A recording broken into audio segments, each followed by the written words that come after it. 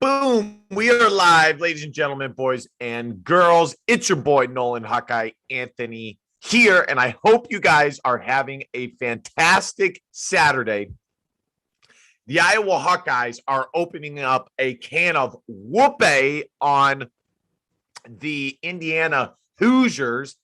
And, I got to say, I didn't see this coming, but your boy did say that this is probably the most talented Iowa Hawkeye team I've seen in a long time. I really believe that. That's why I said it. By the way, the Iowa versus Indiana game preview video that I did, I accidentally deleted. I don't understand how I did that, but it's done and it's over with.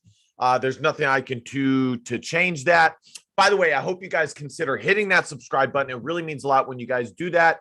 And be sure to go to 247hawkeye.com. That is 247hawkeye.com. Share, like, and comment the whole 9 yards, y'all. I'm going to put up the stats to this game here in just a moment. The Iowa Hawkeyes are up 31-3. Okay, I did not see this coming, but I did believe that Iowa would win this game. As I've been saying, Iowa, this Iowa team, I did not see a weakness in this Iowa Hawkeye football team. I really did not. And here, geez, that is so annoying that I deleted that. But I did not see a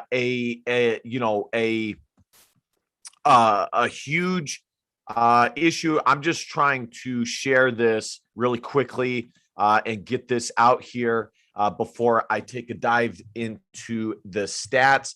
But before I do that, I'm just being honest, guys. Iowa looks damn good, and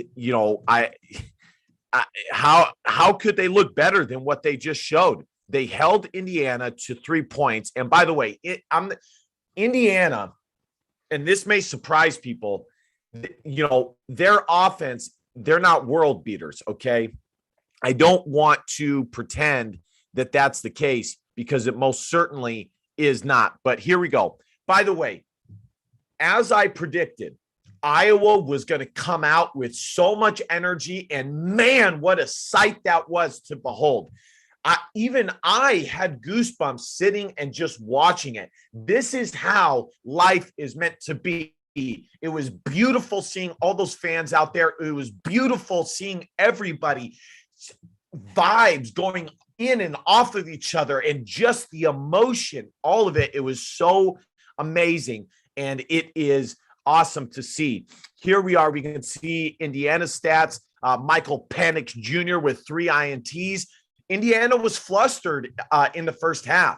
And, right from the get-go, they had a few penalties. That they had a few turnovers. Iowa, on the other hand, looked crisp. They looked fast, and they looked strong, and it really showed.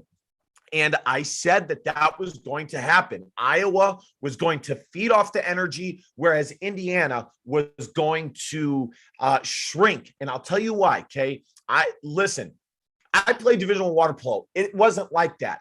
But when the bottom line is, logically you would think, well, both teams are around the same energy, but the difference is the mindset. One team's mindset knows that the energy is against them, so they view it as dark or negative energy, and that's just how it goes. And I knew Iowa was just going to feed off of it, and they did. And they started fast. Man, Riley Moss has looked really good. By the way, guys, I don't know if you guys noticed, your boy has lost his voice. I don't know if you guys noticed here, but Jack Plum is not starting at left tackle. I remember reading a few question marks on him, months ago.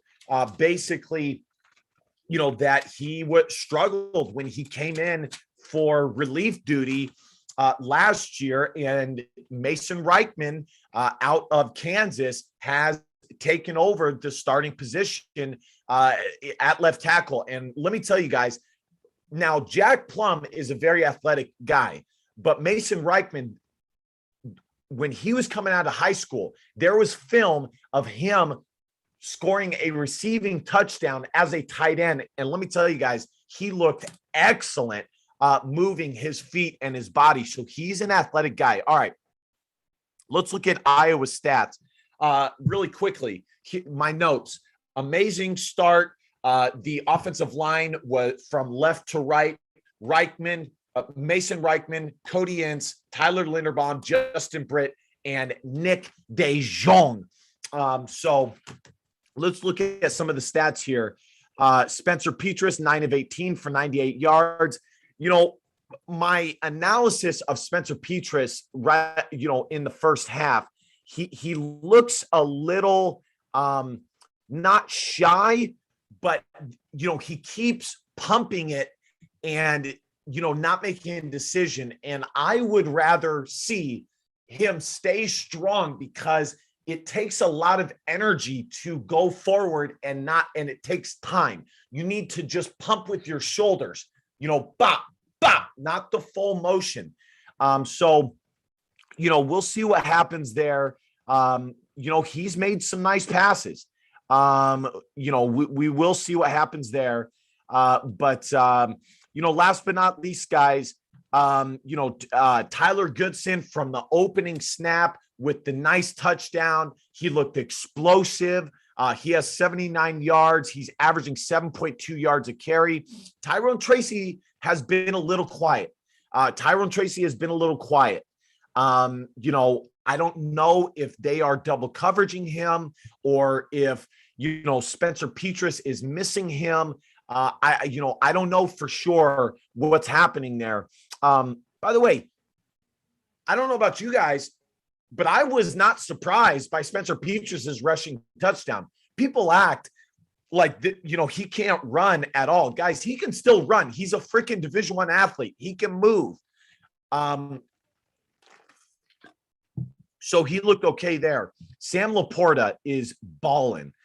He is absolutely balling. They cannot cover him, which is this another thing I have been spot on. I said, you know, Sam Laporta was going to possibly be, you know, an All-American tight end. He was going to be the next in line of the great tight ends. And he's looking great. He's blocking great. He's running great routes. He had one drop, but other than that, he has looked great. Charlie Jones, you know, again, great kickoff returns. The punt return, you know, he got swallowed up. But other than that, I don't know if you guys noticed. I'm gonna pull up here. There was, I think his name was, there was one drop by one of the Iowa wide receivers early on. And I'm going to pull up the guy's name here. I don't know if you guys noticed. His number is number 29. Let's see here. Let's see who that is. And the reason why I'm pulling this up is because when you look at the depth chart, the top four was the top four depth chart for Iowa was Tyrone Tracy, Nico Reganey. Nico Reganey has been quiet, very quiet. We have seen nothing from him. Keegan Johnson, and let me see. The fourth is Charlie Jones. But Jackson Ritter got in there. He's 6'3". He's a sophomore out of Frankfort, Illinois. He dropped the pass, but he's in there. So right now, all the passing production is to the tight ends for Iowa. Hopefully, you got to take what the defense gives you. Hopefully that can continue and that opens up some passing. So we shall see. Other than that, guys, you know, the last thing I'll say, defensively, Iowa's defensive backs look great. Riley Moss is balling. There could be even more interceptions. Riley Moss dropped one. Jack Kerner dropped one. Dane Belton's interception was phenomenal. He put his hand up, and strongly brought that in. The defensive line is containing. It's funny. This is why, I'm happy I get to do what I do versus the Iowa media, because at the end of the day, they have to come up with things to write about. And one thing that they continued to say was, I have a question about the defensive line. The defensive line, as I said, would be fine. And that is what you're seeing against Indiana, one of the top Big Ten contenders. The defensive line has been just fine. Just fine. All right, guys. Thank you so much for listening. I hope you guys comment, like, and possibly share this out. We are almost up to 200 subs. I started this about 3 months ago, and I'm really enjoying doing this. Obviously, I don't mind talking a lot, but I love talking with you guys. As long as Iowa, I'll put it to you guys this way. Do I force, knock on wood, but do I foresee Indiana football scoring 30 points in the second half against an Iowa defense that was ranked in the top 5 in nearly every statistical category in the Big Ten and top 10 in the nation? No, I do not. So, by the way, Brian Ferentz has done a nice job. 14 points has come from Riley Moss, but Iowa's offense has looked okay.